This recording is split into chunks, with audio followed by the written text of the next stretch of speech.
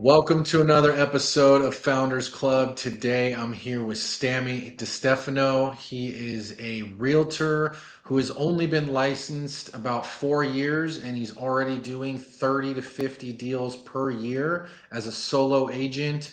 And really excited to have him on today to learn about all the things he's doing to grow his business, build a duplicatable business, and kind of take his real estate game to the next level. As always, make sure you check out the links in the description below. And if you like money and you like real estate, hit that subscribe button and we'll see you on the inside. Welcome to Founders Club, the show for real estate entrepreneurs. Sammy, welcome to Founders Club. Thanks for having me, Oliver. How are you doing? Doing great, man. Yeah, really appreciate you coming on. I know you're a busy guy. I know you're doing deals, and so I'm excited to kind of hear from you as someone that's kind of up and coming and really kind of hit the ground running fast and built a highly profitable business in a relatively short amount of time. And excited to learn from you and all your success. Yeah, I'm honored to be on. I've seen some of your guests. It's pretty impressive.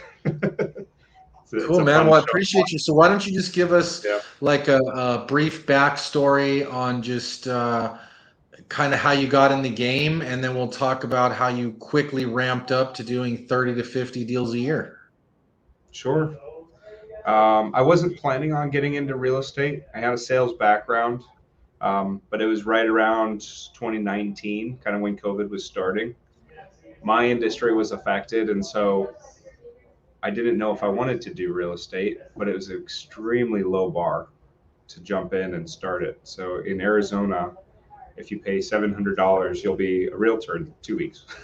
So I felt it was a good enough opportunity than any, and yeah, slowly got in, and then joined coaching within 4 or 5 months after becoming licensed, and that's the only thing I can really say as to why I've had the results I've had up to this point is because of my coaches. So Okay, that cool. was a good And how decision. long did it take you to do your first deal?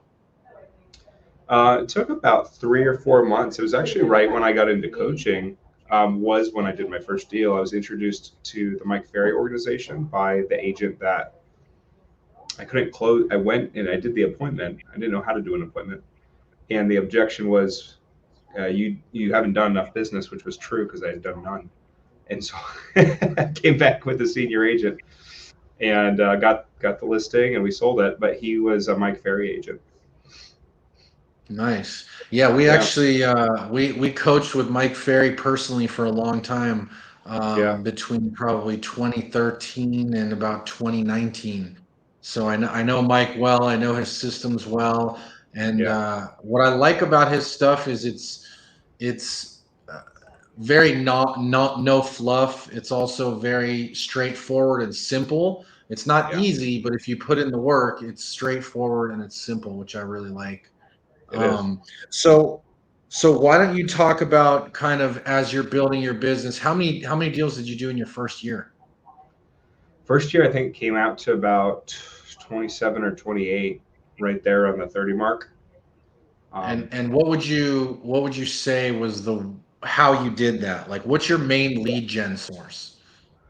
every single one came from canceled or expired. I wasn't calling for sale by owners at that point, and I wasn't calling neighborhoods. I definitely wasn't calling my past clients out of my other sales industry or my friends and family. So it was expired and canceled. Basically, and for the non-real estate people, right? Basically, just a person that hired an agent and they didn't do what they said they were going to do, and they fired that agent, and that's who we're interviewing.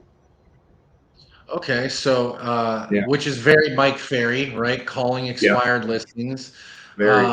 and converting them over. So let's talk about like how you did that, right? Like what was your approach to Okay. prospecting and kind of break down like the how you were able to do it and also maybe address like a lot of people are going to hear that calling expired listings and they're going to cringe. It's going to make their skin crawl, but Yeah, it is a very effective way to build a business A, at a low cost, and B, in a relatively short amount of time, which you're obviously living proof of. So why don't you break Sure. down kind of how you approach that? For me, I think my mindset, if I can take it back to that first year, was I learned a few different techniques. I was also listening to Ricky Carruth. So, Okay. his approach was to cold call somebody like a Yep. neighborhood and ask for their email. And basically, if you email them long enough, like even over years, they'll probably work with you because you're showing them that you're consistent. I think that does work. I think consistency is valuable, but that was longer than I wanted to wait. I had bills to Mhm. pay that month.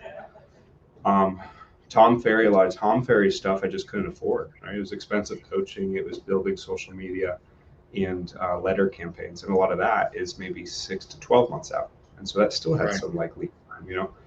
Mike's, I mean, you said it perfectly, right? It's direct, and so Mike's approach is if you Google today Mike Ferry scripts, they're free. You print them out, and then you dial up the people, and you can find these numbers online. You can dial up the people that just recently fired their agent that morning.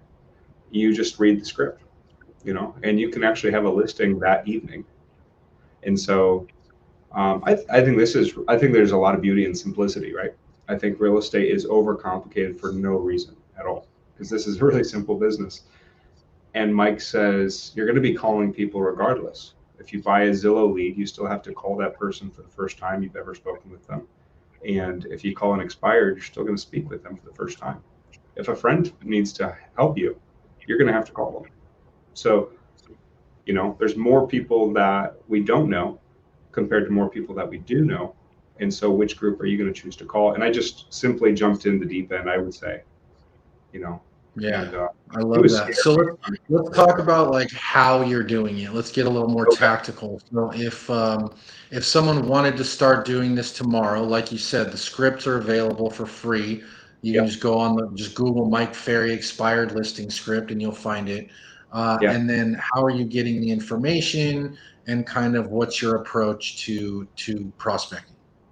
So if you type in Google expired data for sale, it'll come up.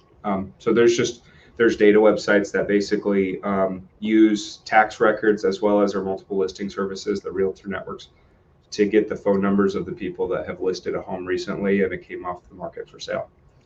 Um, you can become more efficient if you Google the word dialer, and a dialer it's kind of self-explanatory. It dials the number for you, and you're out on a headset, and you just say hello when you hear someone answer their phone.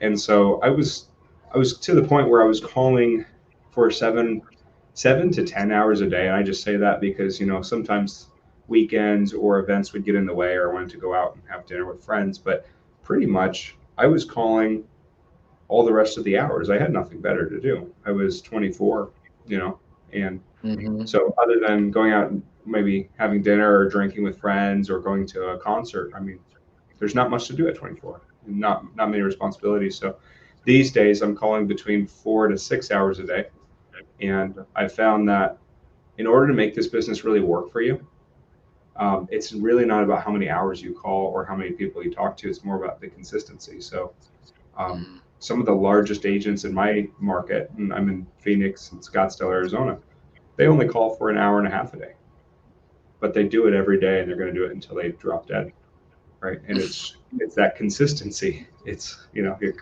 constantly talking to people who may need to hire you. So um, that's as much as I can break it down. Okay. So it I've sounds evolved. like go ahead. I have evolved since then. I'm still doing some of those action activities, but you learn new things and how to be more efficient. So, Yeah, yeah, for yeah, sure. So, back to the how you're doing it, you're getting the data, whether that's like you said, there's plenty of data providers out there, RedX and all the yeah. others. Mojo. Then you're using a dialer, like a Mojo dialer or something like that, to where Yeah, it's making multiple calls for you. You just feed in the data. When someone picks up, boop, now you're on the phone with them. You're yeah, kind of running through the script. Obviously, the better you get at that, the better your conversions will be. And then your goal is to set a listing appointment for that day. But why don't you talk us through a little bit about like how those conversations are going? Oh, What's the sure. response when you talk to people? Are they telling you to pound sand, or like how many are interested of the ones that you do get to talk to?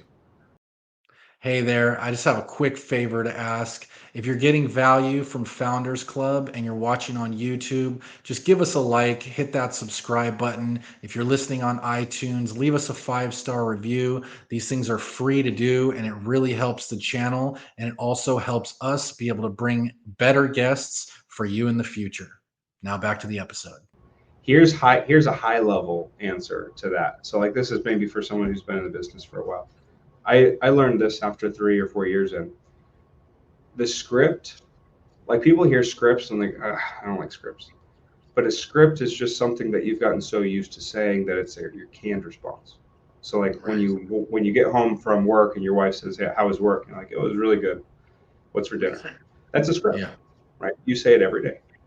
Mhm. So I didn't mind scripts because I knew about scripts before, but scripts are just the roadmap to help you speak intelligently in the industry that you're in, right? Like lawyers have scripts, solar salespeople have scripts, presidents have scripts, right? Right. And so once I once I bought into that idea, I was like, okay, so I'm not really reading a script. I'm just learning how to speak real estate.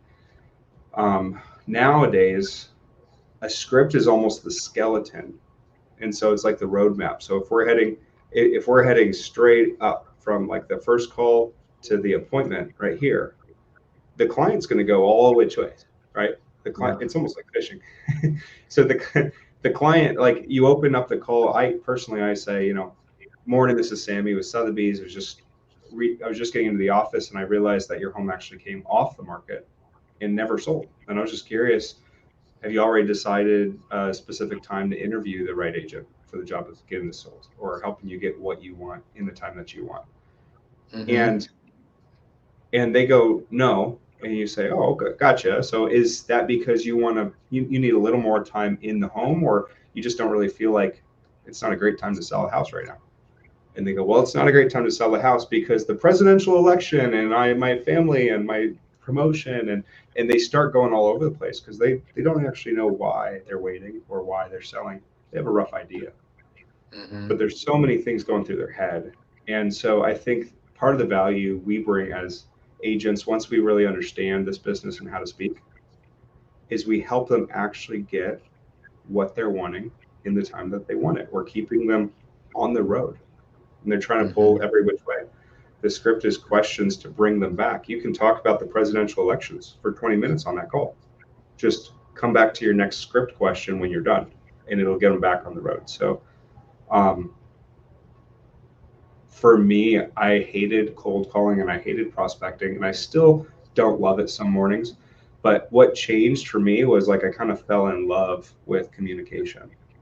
Is I realized I can say Yeah. something this way and get them to talk for 40 minutes, and then I Hmm. can like have an agent standing right here, and he'll call with the same question but not say it that way, and they'll yell at him and hang up. And I'm like, well, that's incredibly powerful. Like if I'm able to influence them to that point. Yeah. So And what that's what tips would you have around that in terms of like, getting someone on your side, getting someone to obviously I agree with everything you said about the script. The script is just the roadmap. It's just to keep them it Yep. keeps the conversation guided and moving in the right direction. And so like what do you have recommendations wise in terms of like setting the appointment and then to your point helping them get what they want in the time that they want? I think this is like an impossible piece of advice, but I think don't think like an agent. Like I remember when I first got hired by that Mike Ferry agent in my market, he said, Hmm. I'm going to ask you a lot of questions. And it's because I really want to know what the answer is because you're not thinking like an agent yet and you're still able to answer me honestly. I had Hmm. no idea what he was talking about, but these days I do. So, like, whenever an agent is asked about their pay structure or how they do work, or if someone says, why should I hire you? What are you going to do differently than the 50,000 agents out there? find that like the biggest issue in our industry is every single agent takes it as a personal attack. And they're like, oh, you didn't realize how awesome I am. I mean, I'm Oliver Graf. I'm the number one team in America. I'm the best agent. I'm going to get you more money. And you get into like this resume building, but they weren't asking about that. Like it was almost their emotions asking. So like, if you just don't answer it and you like play the politician and you're like, oh, it sounds like this is all really important stuff. And I don't think you'd be asking these questions to someone you weren't considering at least interviewing for the job. Right. And they're like, well, that's Mm-hmm. right. I was like, yeah, it's a big reason why people like you decide to work with people like me. You're thorough. And I think after you speak with me, you'll realize I'm thorough. And then only after you feel confident I can actually do what you're wanting me to do, I would expect you to maybe consider hiring me at that point. If we don't get there, I don't think I even want the job. Right. And you like take the takeaway is what makes people want you. Mm-hmm. So on the phone, I'm these days a lot, almost daily, I'm saying, I'm not telling you I can sell the house that just failed to sell after 200 days. I'm saying I think I might be able to. I did it last month. I did it last week. I'd love to come out, see it, and actually interview, hear what you're needing from me, and see if there's a solution there. And it's been going over really well. You set the appointment. And then I think the thing that is more important than the appointment, I've learned, is the pre-qualification. If you type in Mike Ferry pre-qual, he's got a very rough draft where you should start if you're a new agent. But these days, try to remember not to be an agent and just talk to them as if it was like you were holding a beer at the backyard barbecue with Oliver. Mm-hmm. It's like, well, where are you wanting to move? Oh, that's cool, Florida. How soon are you wanting to be in Florida? Oh, June. That's awesome. And you don't talk about real estate. You just say, so what is it in Florida that's actually making you move? That's a big move. Oh, grandkids. Holy cow. If I had grandkids, I'd probably move for them too. That's awesome. Like, so how soon Mm-hmm. are you hoping you get an offer? Oh, that's pretty soon. We should probably talk about that. And you can naturally get into the conversation without Yeah. like flipping the switch and being like, agent, haha, right? Like, you need to sell your house. I got like that's what I do.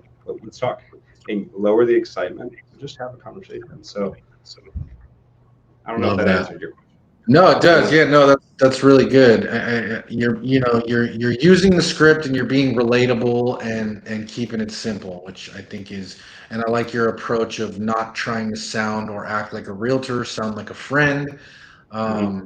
And then let's talk about like your like numbers, right? Like how many people are you having to talk to get an appointment, and then Yeah, how many appointments are turning into listings? it gets harder and harder to track because you've done really well, Oliver. Like I feel like you've probably gotten to the point where I call it serendipity. We've done so much action in the past. You've done all these podcasts, right? Like people know you. So if something's coming to your market, we're probably just going to call you and say, hey, can you help my client? They're moving out that way. You Mm-hmm. know, what day and what phone call and what podcast did that for you? Where did they hear Right. you? So I think it's becoming, I'm getting into full abundance where I'm now giving out so much value and I don't even know where the hell it's going to come back. I don't care if you ever send me business, right? It's just you put out so much because it's fun and you enjoy it, and then it comes back tenfold. It feels like so.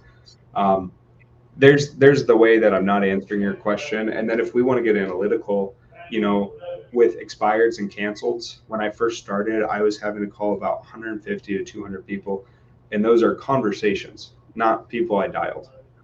So to have 150, 200 conversations, you probably have to dial around 700 to 800. Um, Which after again 100, is easy when you've got a dialer, right? That sounds like a lot, but with a dialer, that's oh easy. yes, yeah, I'll get And then into you're that. getting So the yeah, conversation and you're having about 100 to 150 conversations. yes, and to put it into you're right. So a dialer does make that very easy, and that's probably going to be over a few weeks. Like when you're a newer agent, 2 3 weeks to get one appointment. Like it takes a long time because you're not good. Someone will fall for Yeah. it. Yeah. As you get better, so like these days, I'm having between 45 and 55 conversations a day. And those are full conversations. We call them contacts. So now, I mean, I might talk to I go through seasons, like a hot season in Arizona, January to April, when everyone needs to do something in real estate, and I'm calling my past clients. It might be every 30 calls I get an appointment. Slower seasons, I don't want to say summer is a slower season. I have listings, so people hired me during the summer, but they take more days to sell, and so it's slow in that sense. Um, there's been some weeks because half of Arizona leaves. It's the retirement people, and they live around the world. Um, 300, maybe 200 conversations to an appointment. And you just have to be consistent. And when you're calling expireds, I would say you have to understand what's happening to them. I don't know if we want to go into like this depth, but like the expired's canceled in the morning, they'll receive your call as well as 40 or 50 others in my market. Somewhere like Los Angeles, they're going to get 300 to 400 calls that day. Like their phone might break, and that's going to keep up for 2, 3, 4 days. So you tell me, if you want to be the most effective and the most remembered, would you call on day 1 or day 3? So um, if you call them outside of like a good like first, you can call all day and you won't get many conversations. If you call the neighbors and tell them that you just sold Bob and Mary's house, you'll get a lot of conversations. But there's a No, I low, like that. And I think what's important to also remember is like you mentioned, the compound effect, right? Like yeah, all these conversations, because it sounds like a lot, like someone's going to hear that and go, oh man, 100 to 150 conversations to get an appointment. But there's a yeah, couple thoughts there. One, you're going to get better, and the better you get, that shrinks down a lot. And two, the compound effect of all those conversations, to your point of like, now you don't even know where the deals are coming from. It could have been a conversation you had 6 months ago, um, and those start to stack up. And you're also probably getting email addresses and adding them to your database. You're hearing people say things like, you know what, I'm not ready now, but maybe after the holidays, or maybe come summer, or maybe this or that. Now you're adding them into your follow up, and you're able to follow up, and it I'll starts to call them. compound Yeah, over time. yeah. And when you remember to call someone back the second or maybe even third time, I mean, you're like, you're the gold standard. They're like, no one remembered to call me. That was 6 months ago. I'll hire you. Now you Yeah. don't really even have to be impressive or professional. Show up in Yeah. flip flops and sandals. So the thing I'll say to new agents, like this is kind of interesting. We're talking like different audiences right here. The new agents, I'll say, if you're 20 to 25, if you're outside of that, that's fine. But 20 to 25, what real money can you earn? You know, like if you're in college to be an attorney or something, you graduate around 23, 24, your first year you're going to make 70 or $80,000. If you're working in restaurants, you might actually make 100,000 if it's a really nice steakhouse, but that's pretty much your ceiling. So the money you're going to make is between 40,000 to 100,000 in Arizona. Okay. So the average price of a home now, I mean, Arizona was very cheap 6 years ago, but now it's about $565,000. So let's just easy math, right? Because agents aren't good at math.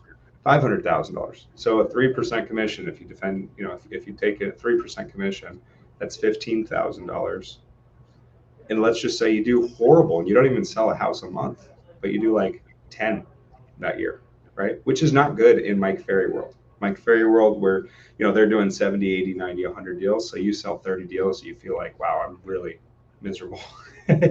But 10 deals, 150,000. Of course, you're going to pay taxes. You're going to pay fees. You're going to pay for someone's time, like a coach. You're going to pay them 1,000, 2,000 a month. All of this stuff, but you just made $150,000. Yeah. Not even working every month, if you think Yeah. about it. With zero marketing expenses or close to With it. zero marketing, that's as an individual agent, right? You join a Right. team, you can do even more than that. So that's the way. Even that's a struggle today. That's what I need to remember. Is it's not really about the money, but like I'll have I'll have 23 homes sold, 4 or 5 pending, and like client, a little bit of a lineup of clients that are going to hire me over the next 30 days. And I'm feeling like the scarcity of like, oh, I'm not working hard enough. I'm not doing enough because my coach sells 150 homes a year and I don't. But you kind Yeah. of have to just bring it back into focus, like, okay, Right. consistency. So, Yeah. No, I like that. Yeah. yeah. Agreed. I think the consistency is definitely the key there, and just keep doing it, keep building, keep compounding, and Yeah. that's how you end up selling a lot of homes, 100 plus 200 homes a year. Um, what about like let's talk about your daily routine. Like, how are you setting up your day for success? Because I know that's an important thing, for high performing real estate folks. Yeah. This obviously doesn't happen all the time, but I think my busiest day, I took four or five, I think five listings in one day. And, it was past clients and overlap and missed and rescheduled appointments. And it just happened like that, right? But I'll say on those busy days, once you kind of get up to that level, even going on two listing appointments is physically super demanding. So, like, if you're out of shape and eating Wendy's or Jack in the Box, not working out, playing video games after you get home, like you're going to be sweating. You're in a suit, or you should be, because you're a professional, right? You're going to be in your suit, sweating and just like exhausted. And then you're going to get that listing or not and get up and go to a second listing. I realized I need to get in better shape. So I went out and I hired a personal trainer.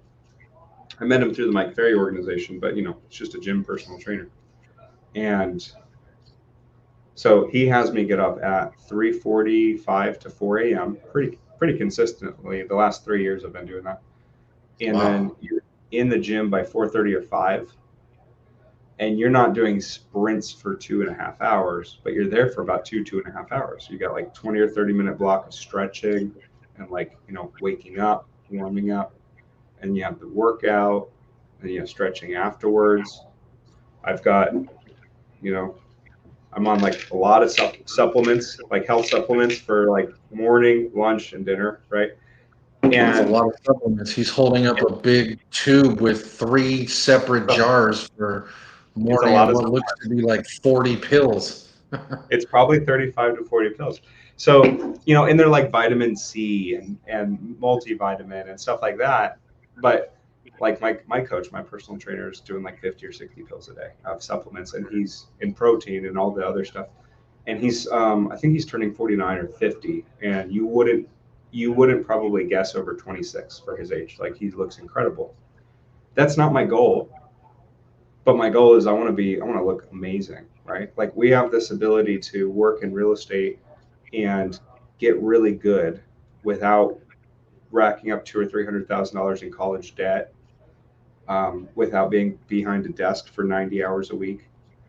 And then I Hmm. think most of us, I definitely did. When I first started seeing success and making money, I just put on a ton of weight. I was eating at the best steakhouses and like it was just, look at Oliver's smile, right? Anybody who's gone through success knows what I'm talking about, because you're like, oh, I finally made it. I just want to enjoy it. And then you get out of that 3 to 6 month season and you're like, what did I do to myself? Right? You can't even sleep well. So we're constantly improving. So I do that workout. I'm in the office by 7:30, 7:45. I'm on the phones at 8 o'clock. Mike Ferry's schedule that I try my best to follow, and I have for like 3.5 years, is 8 o'clock to about 11:30. You're prospecting, and it's concrete. You're not texting, you're not on Facebook. You're nothing. You're just prospecting and taking notes. And then 11:30 till maybe 12:30, 1:30 is admin. So I have a full-time assistant now, but I that was scarier than anything. I couldn't afford that in the beginning, so I did everything myself. So all the paperwork for my appointments, getting ready, and the comps and the packets happened in that block. And then I would always have 3 appointment slots I tried to fill. So that was 2:30, 4 o'clock, and 6 o'clock. And drive time was in there, right? And sometimes I got home at like 9:30 from a late one, but that did not happen every night. And so, if I didn't fill those appointment slots, guess what? Prospect, right? It's 2 o'clock. You're not off yet. This is a job. Hmm. So it's like, prospect till 5, 6 o'clock. I usually did. So that's my schedule. You can do Monday through Friday, and then a little chunk in Saturday morning. Some people will put that in there because more people answer if they're off work. I never really did, to be honest. I just enjoyed my weekends, but only if you work really hard all week, you can enjoy your weekend. Yeah, I like that. No, it's a good routine. I don't know how you're getting up at 3:45 in the morning, but I like Started the by rest getting up of it. at 6:30 and then 6 and then 5:30 and then 5 and then There you it was go. hard. Now it's Yeah. natural. And what time are you going to bed? Like 8:30, 9. Okay. Yeah. Yeah, you So you're have still to. getting your sleep. One thing I want to ask is, and we you kind of just joked about it as you started getting successful.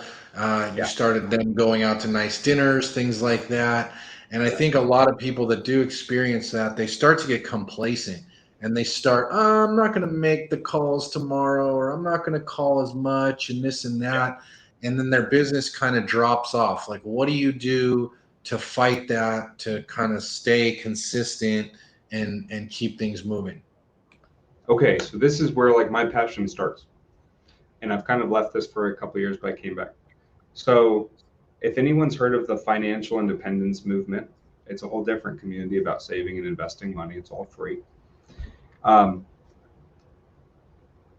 I go through those cycles today, right? Like I had, so April, I listed 11 properties. April, um, I listed 3 in June. So what happened there, right? That's not consistent. And I think naturally it feels like, well, I deserve the time off because I personally remember it this way. Somebody that doesn't work hard, they work 20, 25 hours a week, maybe part-time remotely, right? Even that person that's barely working at the end of the day still turns on Netflix and says, I deserve relaxation, right? So it's just a human condition. It's not actually about how much you're working. So if you start working 70 hours a week, which I did for a season, I definitely had that. I was like, oh, I deserve a day off. And you skip a day of work. And I think the action of skipping that day is not really that important, but the action, like your mental behavior, and that you decided to do that when it wasn't planned or scheduled, is super dangerous Mm, because you're breaking integrity to yourself. So now you don't even know if you're going to keep the promises you make to yourself, which gets into coaching. But the financial independence community creates some room. So, like, I know agents that like got in the business. They talked for like 6, 7 weeks about how broke they were. They couldn't afford the bills. I wonder if I'm going to stay. They close a deal, and somehow they close like 4 or 5 deals in 6 months, right? And they figure it out. And they turn around and buy a $50,000 Rolex. They still live with mom to save rent. But but they have a $50,000 Rolex, and so I think it's just Instagram, TikTok, all of that influence maybe kind of screws us up and what we should be earning. There's 20-year-olds making $5 million and we'll teach you how for $20 a month, right? So it's like we get wrapped up into all that and we think we don't need to work hard. The financial independence community has a lot of integrity for me because they don't sell anything. Like nothing is for sale. It's all free advice, and there's individuals that make $500,000 a year in there, and there's individuals that make 50,000 a year, and they're all willing to give you advice and mentor you for free. I love that. And so I've been able to get to a point now where I'm debt free. I just bought a house the other day. So other than that, but I put a lot down. I'm going to pay it off very quickly. You're debt free and you have savings. So if you have 6 months of emergency funds or 12 or 24 months of emergency funds, you're going to be okay. You can breathe and then go back to being a professional. Because I find that some of the inconsistency for me was if I start feeling scarcity and scared because I don't have enough money and I can't take care of me and my family, then like a client can hire me, but they're not going to get the best version of me mm, because I have no integrity right now, right? Like now I'm working for the money, so I'm really not working for that client. Like if it comes down to it, I might just do something to just get the deal done instead of try to help them save the most money or make the most money. So I haven't been there for probably 5 or 6 years. That started before I even started real estate. It was debt free and all the savings. But I see a lot of agents these days. They'll share with me, "Hey, I did this, and I think it was wrong. It wasn't for my client, but it was for the commission, and that's not a good way to get more business because people will catch on. Mhm. So, um, but yeah, like say, we make good money, I think is what this whole podcast is about. Let's go spend some of that money to have our money work for us, buy investments, buy property, buy stocks, whatever it is, and create a little bit of a legacy. Even though we're young, start when you're young, Yeah. and And it what was all. that community you mentioned? Yeah, the financial independence community, or they also go by the FI community. Cool. Very, very Okay. cool. I mean, nothing's free these days, right? And I've been Yeah, following them for 8 years, and nothing's been for sale. I'm like, that's amazing. Very and cool. it's Right on, man. Well, I appreciate all the insight.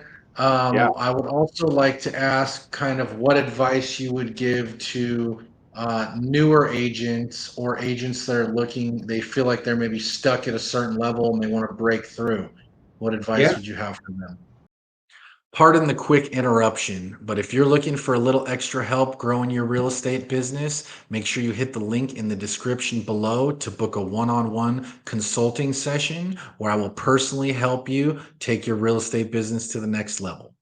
Over the last 15 years, I've grown a brokerage to over 1,000 agents in multiple states, consistently doing over 4 billion a year in sales, and we've been on the Inc. 500 5 times. I would love to personally help you reach your business goals and have the best year you've ever had. Book your session today, and now back to the podcast.